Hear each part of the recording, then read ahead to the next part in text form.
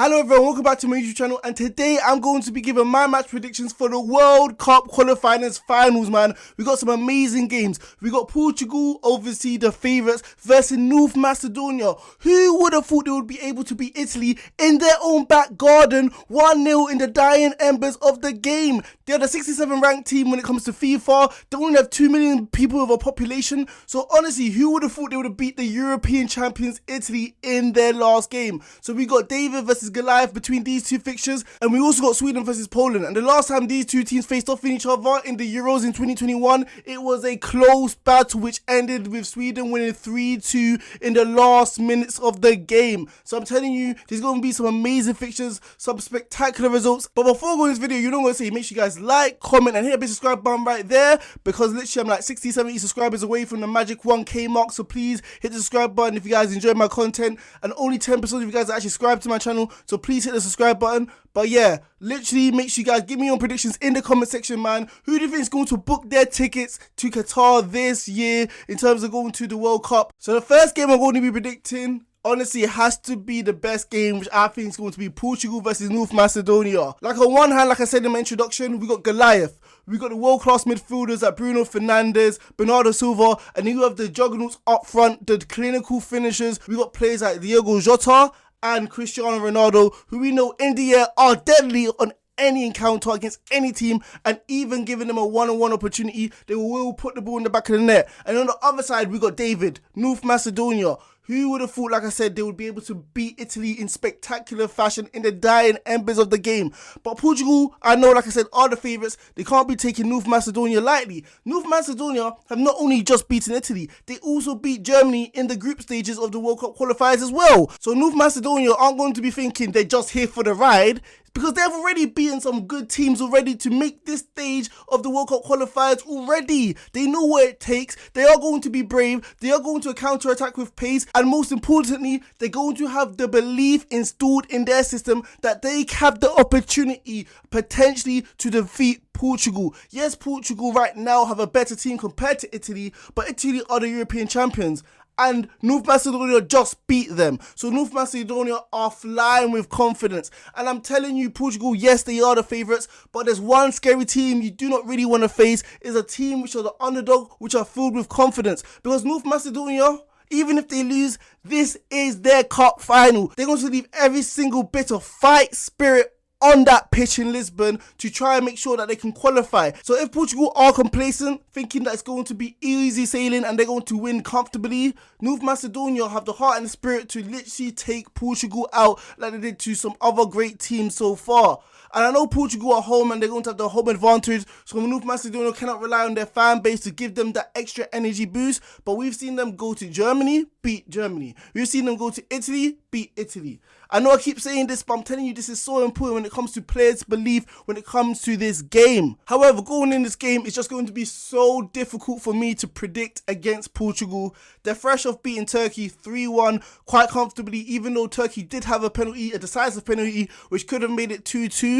But Portugal are just not like Italy. Italy had a whopping 30 shots against North Macedonia, and they weren't even able to convert one goal. We know Italy were missing players like Chiesa, Insigne, players like also Immobile aren't in their prime anymore. And we know Portugal, like I said, they have deadly finishers, ruthless killers when it comes to the 6-yard box. They have the instinct to score goals, players like Ronaldo and Jota. So if North Macedonia give up anywhere near this sort of amount of chances, I'm telling you, Portugal are going to make you pay. If you're going to let players like Bruno Fernandes, Bernardo Silva pick up the ball in deadly areas, they're going to create chances. It's just so hard for me to believe that every single one of these players are going to have an off day, which is going to work in North Macedonia's favour, because let's be honest, they're going to need a massive slice of luck going into this game if they have any chance of beating Portugal. The one thing which I feel like North Macedonia do have going into their favour is that Portugal are still struggling to identify what's the best system to implement to ensure that that the best players are on the pitch at the same time.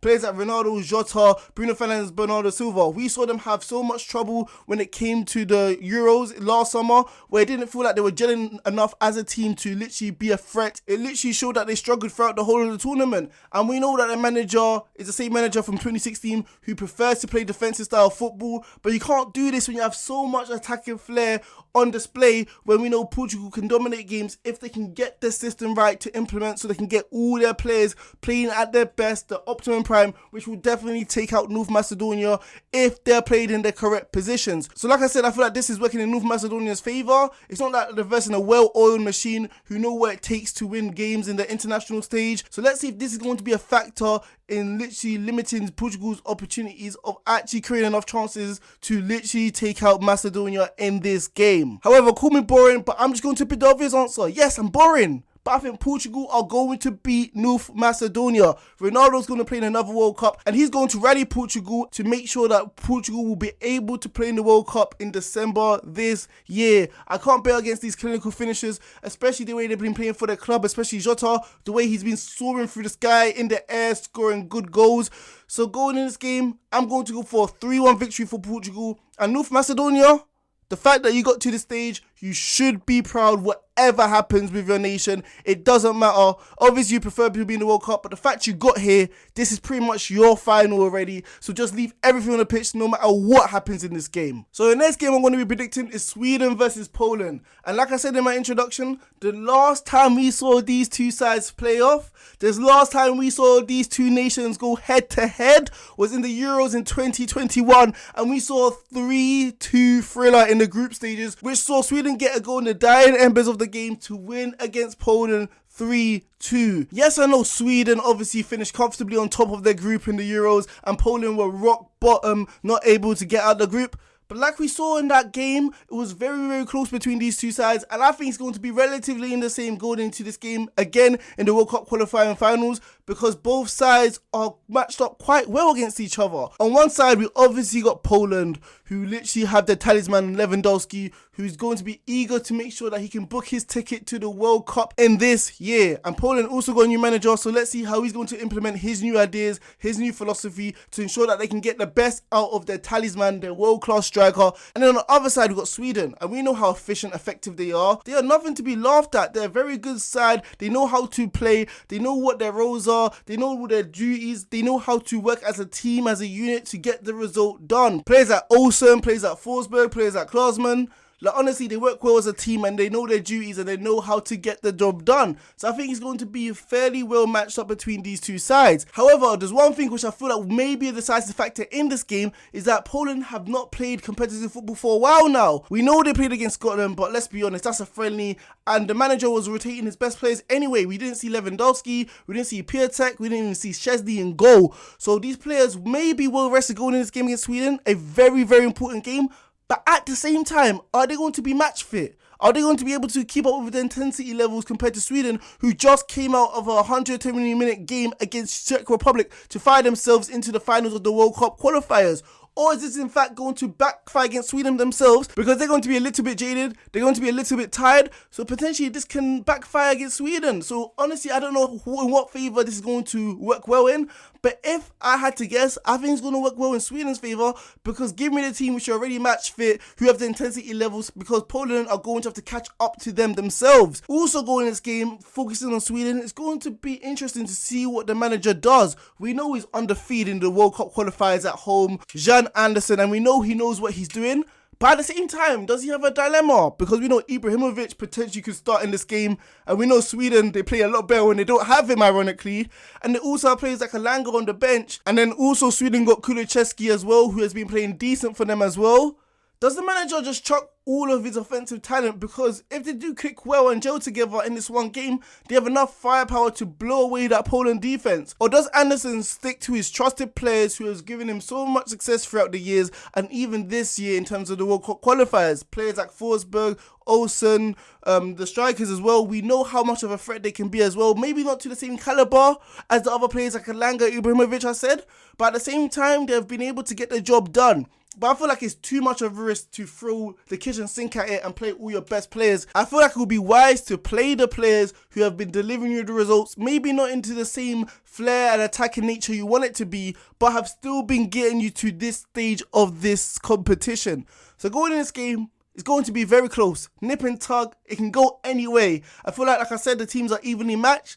But if you had to push me for a winner, I'm going to go for Sweden, who I know I can trust their players. Going in this game, I think it's going to be a tight contest, a 2-1 victory for the home side. As we know, Anderson has never lost a game of the World Cup qualifiers at home, and I don't think he's going to let it happen this time. Thank you guys for watching my video. Always a pleasure to literally talk to you guys about football. Let me know your predictions in the comment section. Which nations you think will book their tickets in terms of the World Cup in December? Do you think Portugal, obviously the favourites, will go through? Or do you think North Macedonia can pull off another miracle, another upset? Do you think Poland will get the better of Sweden? Or do you think Sweden, the favourites, will probably go through? Let me know in the comment section. Thank you guys for watching.